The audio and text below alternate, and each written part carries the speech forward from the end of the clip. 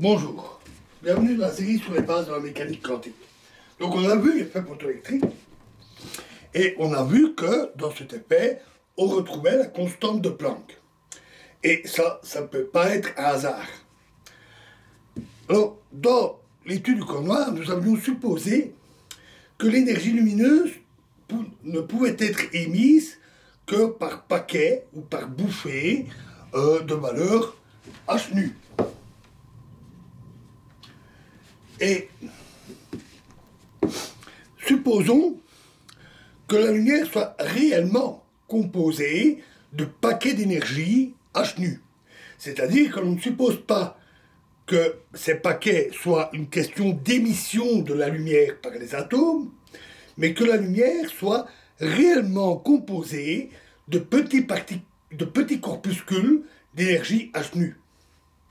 Bien entendu, nous savons que la lumière est une onde. C'est une certitude, comme le montre l'expérience de Young et toutes les expériences avec des interférences.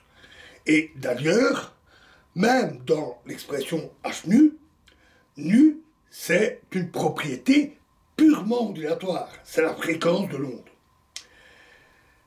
Mais supposons, rien qu'un instant, juste pour voir que la lumière n'est pas une onde, mais qu'elle est composée de petits corpuscules. Revoyons tous les raisonnements précédents, comme nous l'avons vu, à la lumière de cette nouvelle hypothèse. Appelons, comme cela fut fait peu après le travail d'Einstein, ce n'est pas de lui, mais c'est venu peu après, que ces corpuscules sont des photons, c'est le nom qu'on leur a donné. Alors, premièrement, tout d'abord, revoyons notre problème initial. Nous avons dit que dans le cas d'une onde, l'énergie n'était pas suffisamment concentrée sur chaque atome pour pouvoir arracher des électrons. Et pour les photons, ben là, plus de problème. En effet, les photons sont une concentration idéale d'énergie. Chacun contient une quantité d'énergie égale à h nu,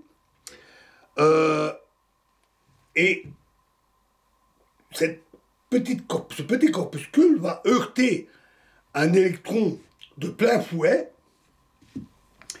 et celui-ci est alors éjecté par le photon et il est arraché.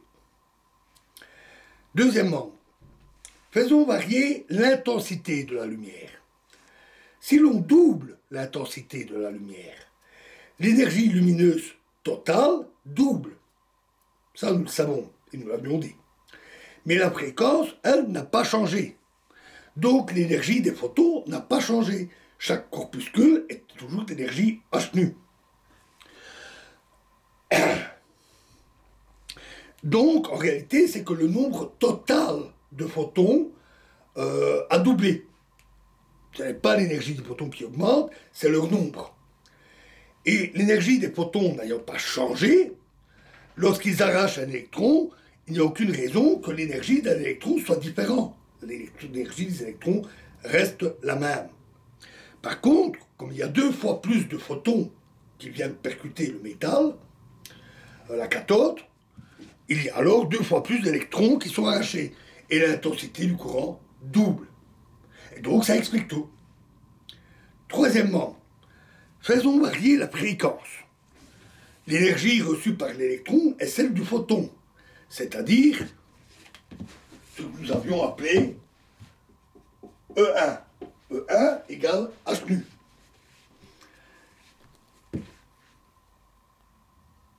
Et si h nu est inférieur à E2, h nu inférieur à E2, alors il n'y a pas assez d'énergie pour arracher les électrons en dessous d'une certaine fréquence.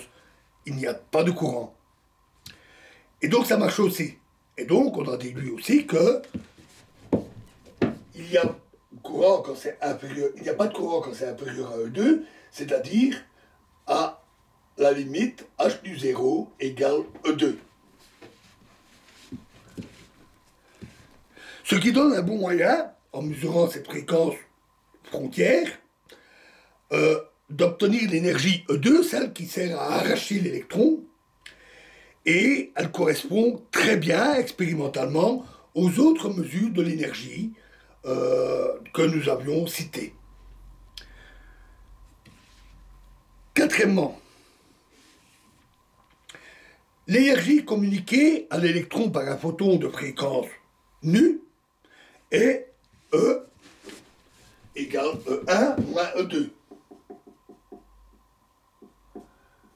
C'est-à-dire H nu moins H nu 0, ou encore H nu moins nu 0. Et ça, c'est exactement ce que nous avions vu. Et donc, il n'y a pas de doute. La lumière est composée ou se comporte comme un flux de corpuscules. De plus, cette simple hypothèse explique aussi le corps noir.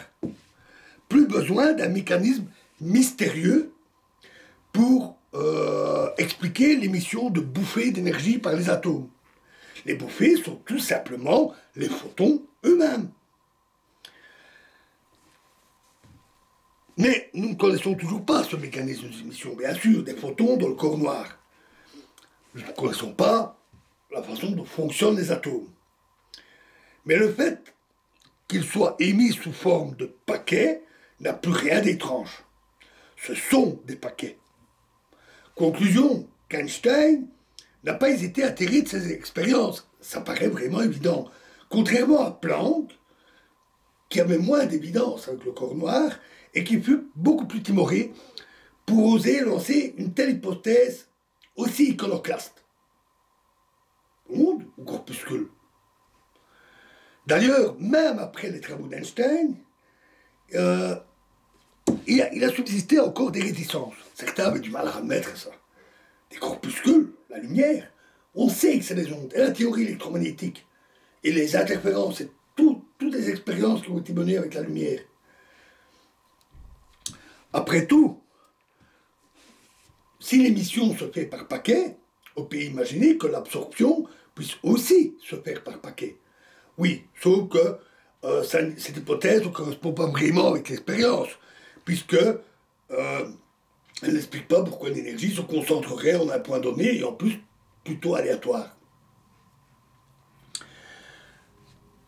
Ce n'est pas tellement longtemps après, grâce à l'observation de l'effet Compton, où des photons, là dans le domaine gamma, plus ultraviolet, mais gamma, beaucoup plus énergétique, ces photons heurtent des électrons, et ce phénomène se passe un peu comme un jeu de billard, comme des boules qui se collent. La cinématique, les énergies, les impulsions des particules, tout colle à des chocs de corpuscules. Et donc c'est vraiment à partir de là que le caractère corpusculaire de la lumière fut définitivement établi. Alors il n'en reste pas moins que ondes très réparties, très répandues, et corpuscules, ce sont deux concepts profondément incompatibles.